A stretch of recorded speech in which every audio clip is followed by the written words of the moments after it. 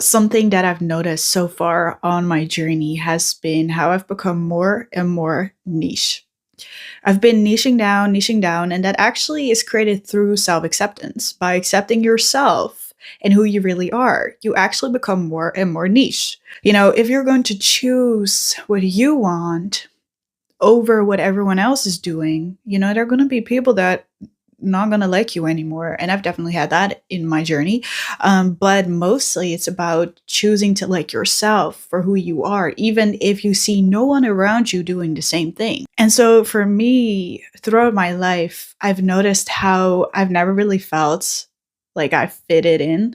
And I tried, but that never felt good and actually made me feel more and more out of place. Even in the world, because I was trying to fit in, I actually didn't fit in and I didn't feel good with certain groups or certain activities where other people, I saw them enjoy these activities. And even if they were trying to fit in, like they were at least like happy, it seemed. But for me, like then I even felt more out of place. Yeah, it's so wild because like I've always been a more sensitive person and introverted, more to myself, always more the silent girl, which people confuse with being smart. Like I wasn't really smart.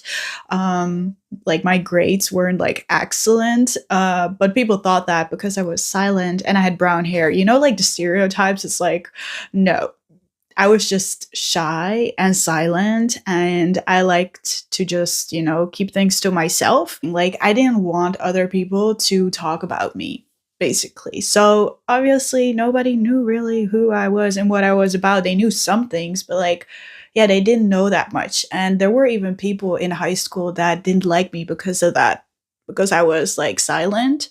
They didn't like me because they could not get any information about me that they could spread with other people. But in high school, I did learn about being a highly sensitive person because my mom found out about that she was that. And then I learned that I was that too. And through that, I started to actually accept my sensitivity. But through finding that out, I as well learned that I was an introvert. And then from there, when I had my spiritual awakening, I as well learned that I was an empath and that I was a psychic and that I was intuitive and that, like the list went on, that I was a light worker, that I was a star seed. And then I became vegan. And then, all these things started to niche me so much. Like I became so niched. If you relate with me as a person, or if you align with my energy or the way I express myself or the things I'm interested in, we're such a small part of the population on this earth. It's wild. But they don't know the precise statistics for spiritually awakened people. They say it's between 1 and 10% of the entire population of this planet. But some people say it's literally only 1% of those people that are and spiritual and like express spiritually. And, even spiritually awakened people can still be considered religious people, but people that are as well not religious. Um, so that's when I started to realize that, oh my gosh, I'm really a part of the 1% on this planet that holds all that I relate with and is experiencing life in the way that I might be experiencing reality. And even that is so limited. Like, there are not many women that are experiencing life in the way that I am, being awakened, being vegan, living at home with my parents, because I rather choose to fully go all in on my business than to work at a job, which makes me privileged.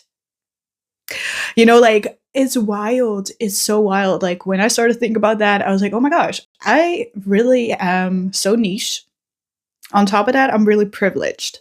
And that's something I started to realize over the last 2 years as well, where I was like, wow, I've been really privileged in my life. And actually, after my spiritual awakening, I felt kind of guilty about that. And it has been more recently where I start to understand that that's actually something I can take advantage of, that I'm this privileged and that I have this position, that I get to live where I live, that I get to eat how I eat, that I get to show up like I'm showing up right now and be able to really follow the path that I want to follow. That the choices I have made were from having the freedom to make these choices. And not everyone in 2026 can say the same, which makes me once again privileged. Definitely as a woman, like that even dials it down even more. That yes, there are more men that are able to choose this lifestyle like this, but there are even less women that are able to choose the lifestyle that I am living right now. And it wasn't without resistance. Like it wasn't that this was all just like given to me on like a silver platter in that way. Because there were many people that wanted to see me waver and wanted me to waver. But no, I kept standing in my truth. And it's not to say that every woman can do that in this day and age.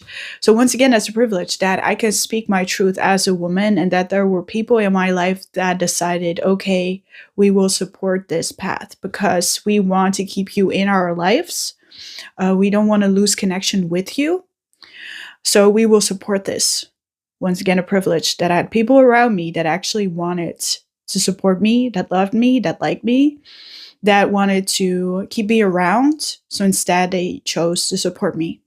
Yeah, that's something that I've been realizing, that I'm like, whoa, there's so many things that I get to experience today that are so privileged. And that is why I decided to no longer give life advice or lifestyle advice. Instead, I was like, let me decide to guide and mentor into something that I have truly experienced myself and had to choose myself and become myself and create myself, with the privilege that I do have and with the luxuries that I do have, but use in a way that I can still be of service to the very niche woman that align with me, my energy and my expression.